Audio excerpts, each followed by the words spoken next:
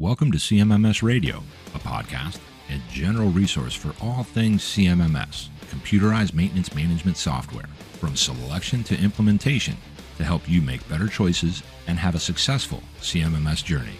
We'll bring in experts along the way to help us learn more about CMMS, facilities operations, and much more. If you need help with the CMMS project, send a message at CMMSradio.com using the What's on Your Mind link. Suggest a topic, share your CMMS story, or ask questions.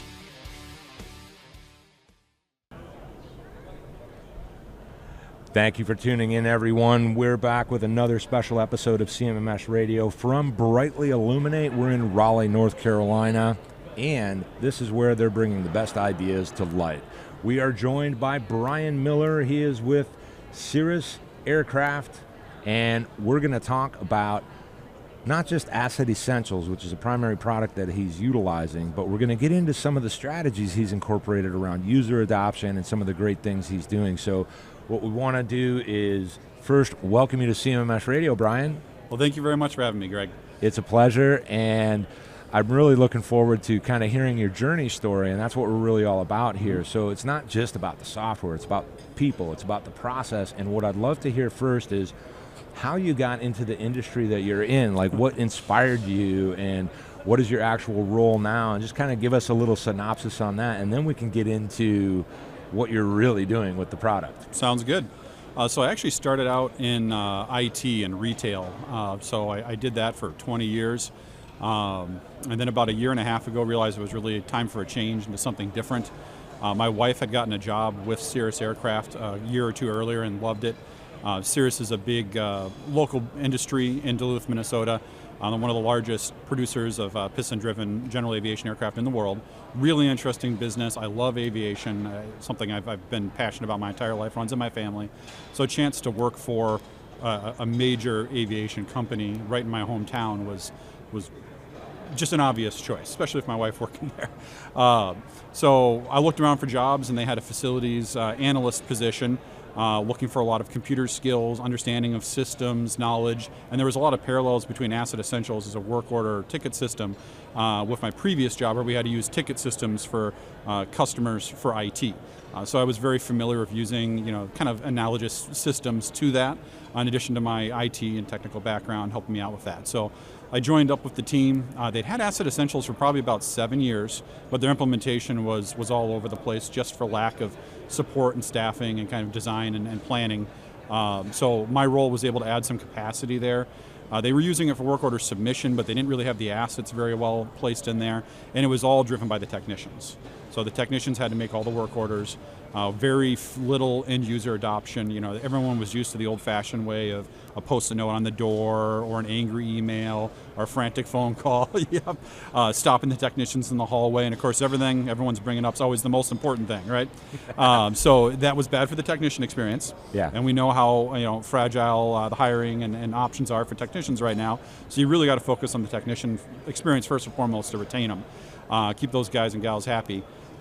So I wanted to get the end users, the requesters, the submitters, to use the tools that we had in place and to show them the value of it and help take that pressure off our technicians so they're not getting interrupted in their work orders, so they're not getting bad information because they're busy and they forget who told them what about where and when, and to help capture just better information in the notes that we're taking, right? So one of the things I stumbled upon is in Asset Essentials, you have I think everyone knows about the labeling system with the QR codes to put on the assets themselves, and that's super useful. But they also have a QR code system in there for locations. And so at first I wasn't super clear on how that could be used, and then I thought about, well, I'm going through adding locations to all of our buildings. I mean, I was getting real micro down to like individual bathrooms and conference rooms, so that when tickets got made, we could accurately track them back to the spaces because we have a bunch of buildings. There's not just one set of bathrooms, there's 20 or 30 across 8 different buildings that these people move around as the day goes by. I have a question about that. So, like when I think about this idea of the QR coding and areas, when technicians are moving through the facility, does this mean, I should probably already know this answer, but does this mean they could, with their mobile device, walk up to an area they're about to enter and maybe scan a QR code and see anything that's outstanding or pending? I believe they can do that. I haven't tested that part of it. It was mainly for them to make work orders and have it accurately tied back to the location, but I don't see why you wouldn't be able to do that either in the app. I mean, in the app, you can look up assets and see what open tickets there are for the assets. I assume you can do the same thing for the location.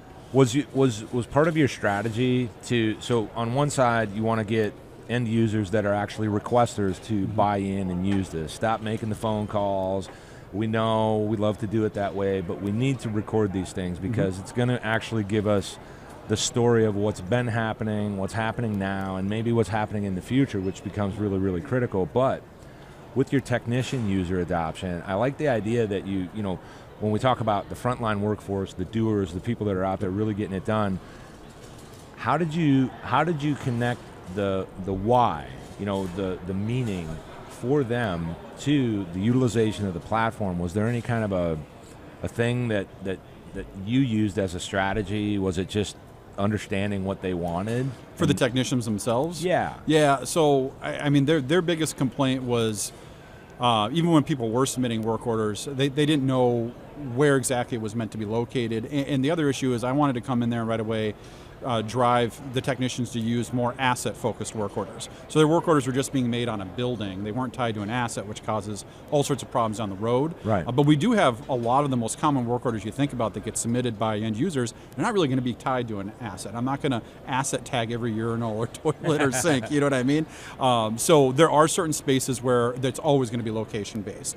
And giving them an ability to track that in a way that I could actually follow back to and say to my executive team, hey, this bathroom's aging. It's got nonstop problems. People don't like it. The hardware's all out of date. The plumbing's garbage. And here I can prove it by showing you that this fixed asset in the system that has its own identifier has gotten all these tickets and requests and services done against it.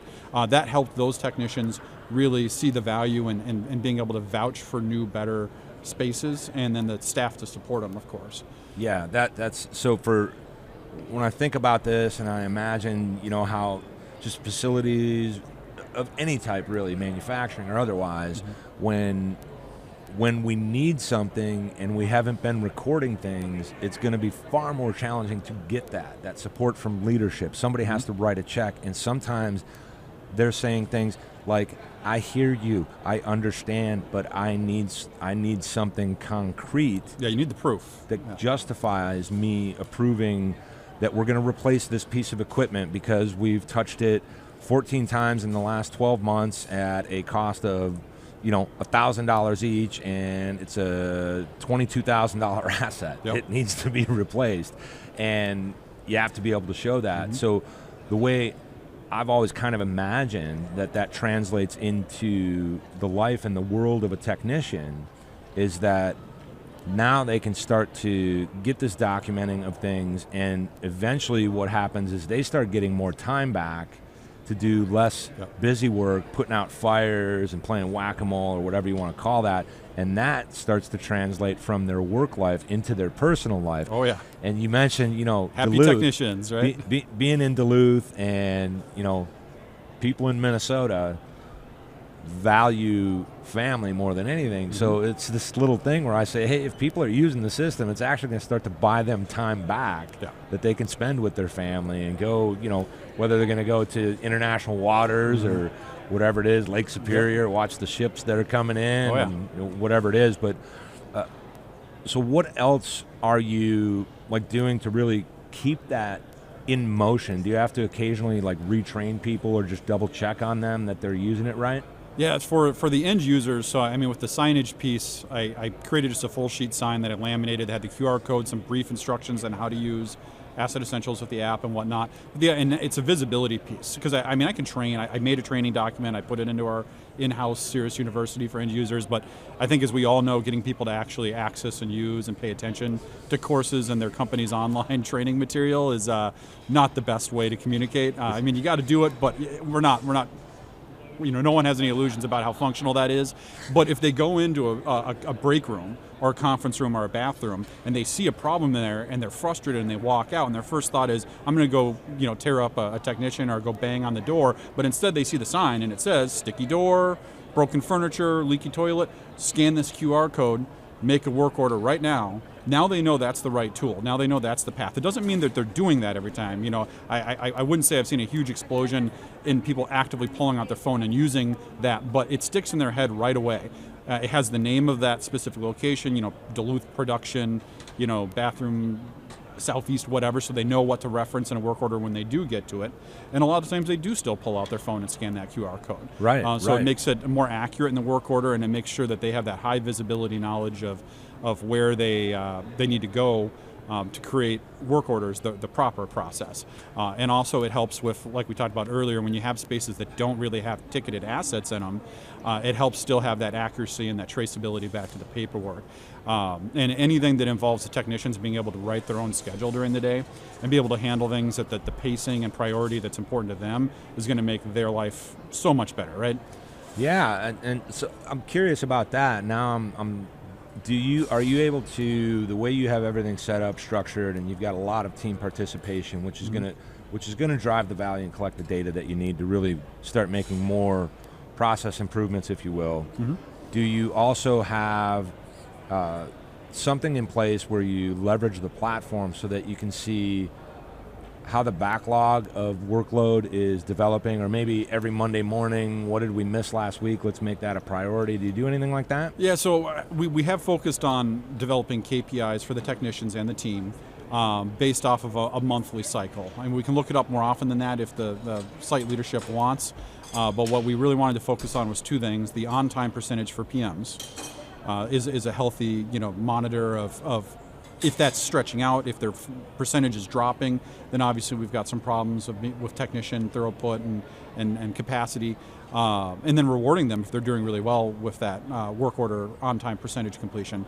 The other one that we did is actually labor utilization. So Asset Essentials produces a labor cost number, which is helpful in of itself, but just from my previous job experience, you have to filter that through things like their hours worked and what portion of their day you do or do not expect to get billed out to labor hours, right? So I developed a labor utilization system where I can look at what they're doing and say, okay, so they logged, 130 hours in Asset Essentials and labor this month. They worked 180 hours of actual, normal work hours, minus vacation, sick time, things like that, including overtime and whatnot. So I work out that percentage, and we set a goal for the technicians, say 75%. So we expect 75% utilization. So if you work an 8-hour day, 6 hours of that should be billable in Asset Essentials. The other 2 hours is your breaks, your lunches, trainings, minor tasks that you don't really, just going from place to place, maybe going out to get some supplies, to refill bench stock, things you don't need work orders made for. Right. And each company is gonna vary in what that number looks like. Some people want everything documented, and that's fine. Then you raise that number up. For us, we're looking at 75% as probably being a healthy, balanced place to start off at, and then that gives a real clear line of sight to the technician's needs and the site needs that can be traced back to individual and team performance and to staffing needs. Because if you're overutilized, if your technicians are consistently over 75%, then that means we're asking a lot more of them than we probably should for the capacity of that location, and we can take that back to our leadership and use that to drive extra headcount into that area. We have some guys in some of the areas that are over 100% utilization, and they're pumping out a lot of overtime and stuff like that.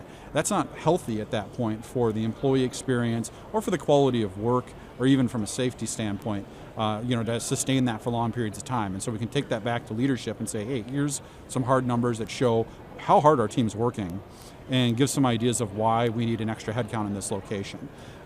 That's it. So this is again why data-driven decision making.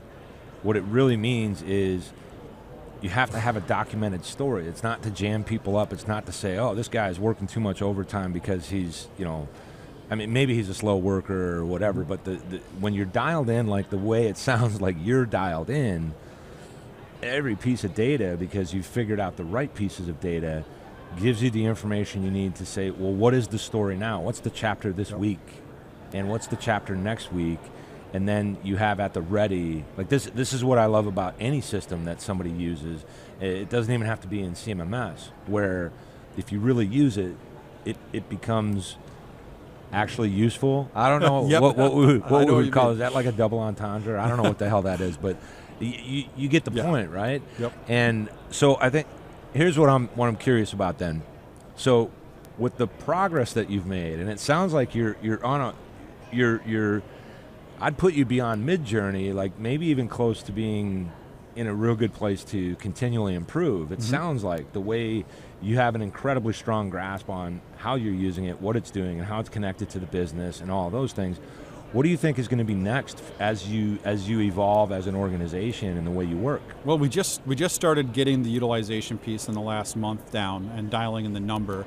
It's a journey to get there. You got to get the technicians bought into entering labor in the first place. You have to get them into entering it accurately and that whole trust but validate with the data entry piece.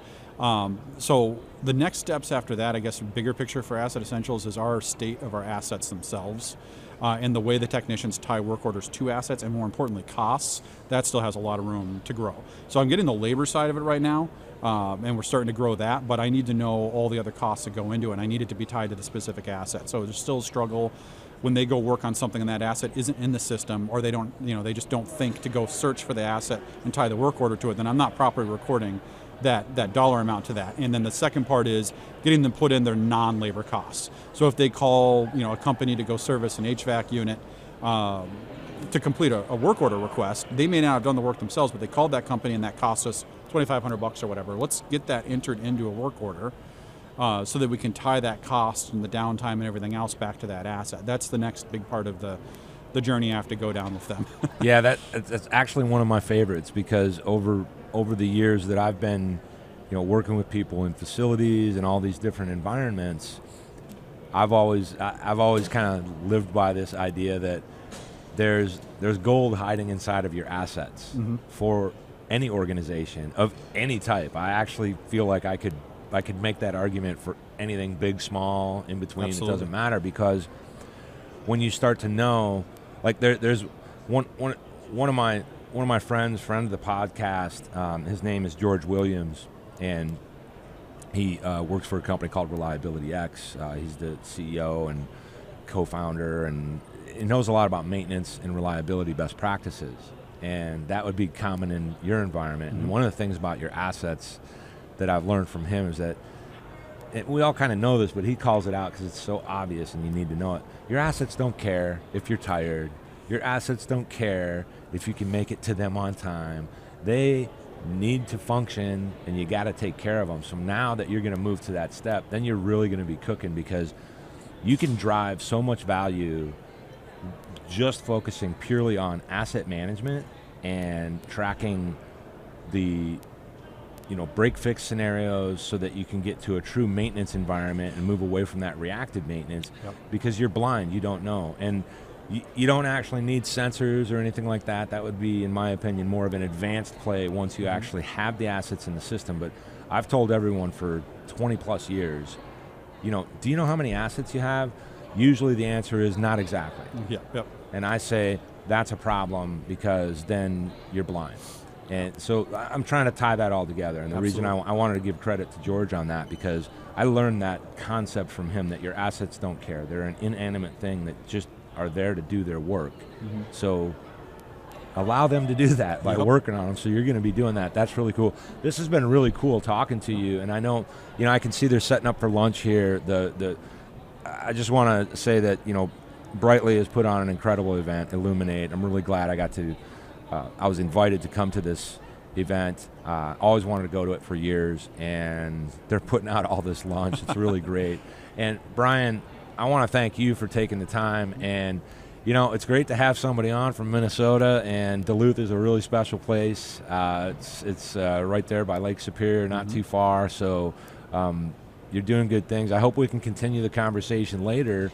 Maybe have you come on the podcast virtually as you turn this next corner, because I want to hear about the people in the process. I want to hear about how you're thriving, managing those assets. So maybe sometime in a couple of months we can check on that. Absolutely. Sounds great. All right. It's a deal, man. Thank you very much. Thank you very much for being on CMMS Radio. This has been really great. Did you find this episode helpful? Please send us some feedback, suggest a topic, or ask a question. Reach out to CMMS Radio if you need a co-pilot on your CMMS project. Visit CMMSradio.com and use the What's on Your Mind link. Thank you for tuning in to CMMS Radio, your resource for all things CMMS from selection to implementation to help you make better choices, learn from industry experts, and have a successful CMMS journey.